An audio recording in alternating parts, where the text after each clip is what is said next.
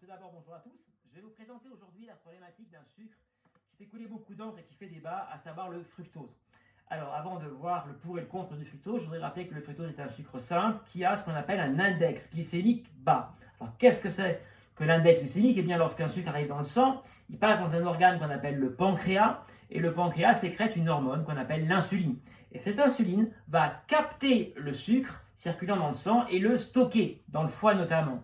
Et donc, plus l'index glycémique d'un sucre est élevé, plus la sécrétion d'insuline va être importante, et donc, plus le sucre va être rapidement stocké par l'organisme et donc pas disponible pour, par exemple, les muscles en mouvement.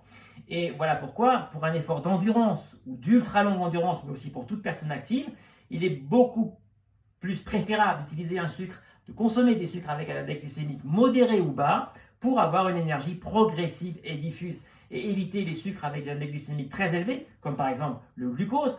Alors, je rappelle que le fructose a un index glycémique de 35 et la référence absolue la plus importante, c'est le glucose avec un index glycémique donc de 100.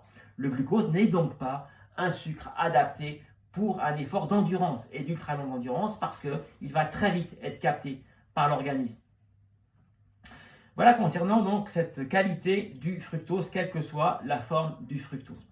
Il y a maintenant à aborder les différents types de fructose. Et là, il y a une confusion entre les fructoses qui sont à 100% d'origine naturelle, dans les fruits par exemple. Voilà pourquoi souvent on parle de le fructose et le sucre des fruits. Oui, parce que dans les fruits, il y a du fructose. Encore que dans certains fruits, il y a très peu de fructose et beaucoup de glucose. Mais la pomme, par exemple, est un fruit très riche en fructose. Et en dehors de cet aspect-là des sucres naturels, qu'on retrouve aussi dans le miel et dans le sirop d'agave, je reviendrai tout à l'heure dessus, il y a les sucres qui sont le fructose, qui est issu d'un processus de raffinage et qui n'a rien à voir avec les fruits, puisque ce sont dans ce cas-là des fructoses qui sont faits à partir soit de betterave à sucre, soit de sirop de maïs. D'ailleurs, aux États-Unis, on ne parle pas de fructose, mais on parle de sirop de maïs déshydraté, pour vous montrer bien la différence.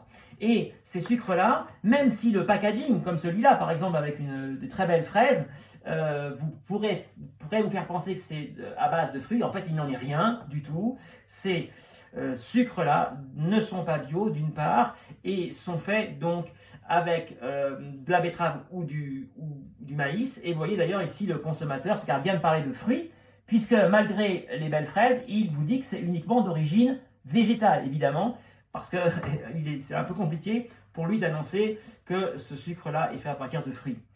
Je rappelle aussi que ces sucres-là raffinés, que vous trouverez aussi parfois, malheureusement, dans les épiceries bio, parce que à la demande des consommateurs, eh bien, les gérants commandent et vendent de ce type de sucre, ils ne sont jamais bio. Pour une raison très simple, que vous puissiez le savoir, c'est que la réglementation sur le bio interdit tous les sucres raffinés. Donc vous ne trouverez jamais de sucre en poudre, de fructose en poudre bio, parce que tous les fructoses en poudre sont des sucres raffinés. Je rappelle qu'un sucre raffiné est notamment blanchi avec de la chaux vive. Voilà concernant ces sucres, et donc maintenant je vais arriver aux études qui circulent sur le fructose. En effet, on nous dit très souvent que dans ces études, le fructose est dangereux. Bien, je voudrais rappeler deux éléments importants sur ces études.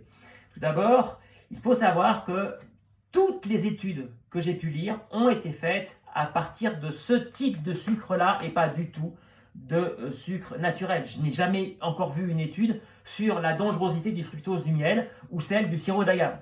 Donc ça, c'est le premier point. Ce n'est pas tout à fait pareil. On n'est pas du tout sur le même type de fructose. Même si au niveau de la molécule, en termes de chimie, c'est la même chose, on n'est pas du tout sur le même type de procédé d'extraction du fructose. Notamment, je rappelle que le raffinage détruit toutes les enzymes des sucres. Et les enzymes sont un élément extrêmement important parce qu'elles vont temporiser l'acidité naturelle des sucres. Voilà, concernant le premier élément de ces études qui pose problème. Le deuxième, c'est concernant les quantités qui ont été données aux testeurs. Alors, je rappelle que la plupart des études ont été faites sur des rats, les toutes dernières sur les êtres humains, notamment les études chinoises. Mais dans toutes les études, on a donné des quantités totalement disproportionnées à la réalité quotidienne de quelqu'un qui va consommer du fructose. En effet, par exemple, l'étude chinoise sur les êtres humains, une des plus récentes, eh bien, on a donné aux testeurs 25% de leur ration par jour en fructose, ce qui est énorme. Sachez par exemple qu'aux États-Unis, les études, vous pouvez le trouver sur Internet, montrent que les Américains sont très soucieux de la santé et de l'obésité, qui est un vrai problème aux États-Unis, notamment lié à la surconsommation de sucre dans les sodas. Et les sodas sont très riches en fructose, mais de ce fructose-là. Et ils ont pu voir que 5% de la population des États-Unis est à risque. Et dans ces 5% donc, de sujets à risque, forts consommateurs de fructose, la moyenne est de 14% de consommation par jour en fructose. Vous voyez, donc d'un côté, les États-Unis, très forte consommation de fructose par jour par des excès de soda absolument abominables, et on est à 14% d'une ration quotidienne de fructose, et à côté de ça, des études qui vont nous montrer la dangerosité du fructose à partir de 25%. Donc vous voyez, c'est quand même à prendre vraiment avec précaution.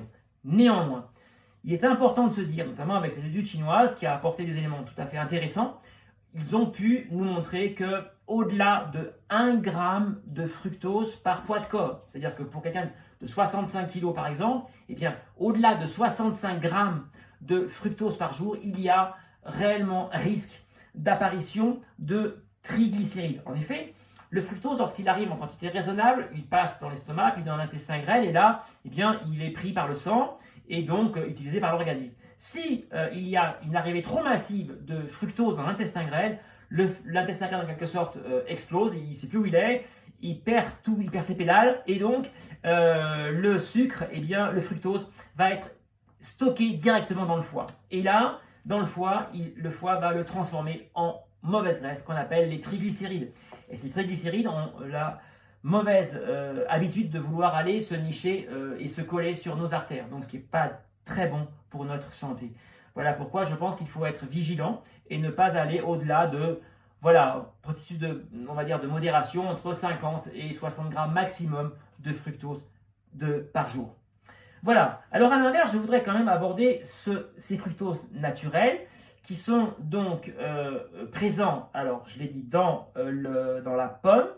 On le retrouve dans le miel. Alors le miel est très riche en fructose, mais pas tous les miels, notamment le miel d'acacia, le miel de sapin ou de châtaignier sont riches en fructose. A l'inverse, le miel de fleur, lui, est plutôt riche en glucose. Par conséquent, il n'est pas tout à fait adapté à des efforts d'endurance et d'ultra longue endurance.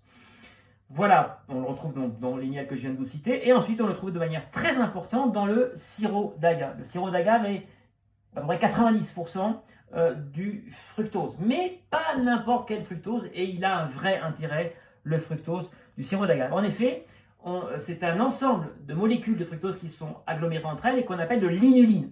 Et donc ici, vous n'avez pas du fructose pur, mais de l'inuline.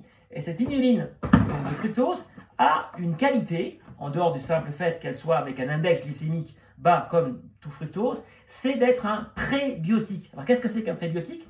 Eh bien c'est une molécule qui va permettre de favoriser le développement de bonnes bactéries, notamment au niveau de votre flore intestinale, ce qui a donc un intérêt tout à fait majeur, notamment pour les sportifs qui pratiquent des sports d'endurance et d'ultra longue endurance, parce que vous mettez à mal votre flore intestinale. Par conséquent, l'apport de l'inuline, le fructose sous forme inuline du sirop d'agave, est tout à fait intéressante. Alors personnellement, donc pour résumer, moi, toutes mes barres énergétiques sont faites avec du miel d'acacia pour pouvoir apporter cette quantité de fructose et donc cet intérêt d'index glycémique bas. Et ensuite, pour mes boissons, eh bien, j'utilise du sirop d'agave.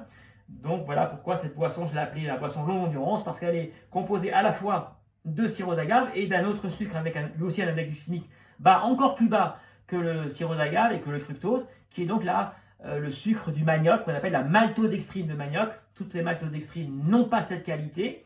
La maltodextrine de manioc a un index glycémique très bas, puisqu'elle a un dextrose équivalent de 10, et donc tout à fait intéressant pour avoir une énergie progressive et diffuse. Voilà, je pense avoir fait le tour sur cette problématique du fructose. Vous avez donc vu les deux grandes différences. J'espère maintenant que vous saurez choisir le bon fructose, et je vous souhaite à tous maintenant une très bonne journée et à très bientôt pour un nouvel article. Je rappelle que tous mes articles sont sur le site www.endure-active.com ou sur mon compte Instagram. À très bientôt, merci.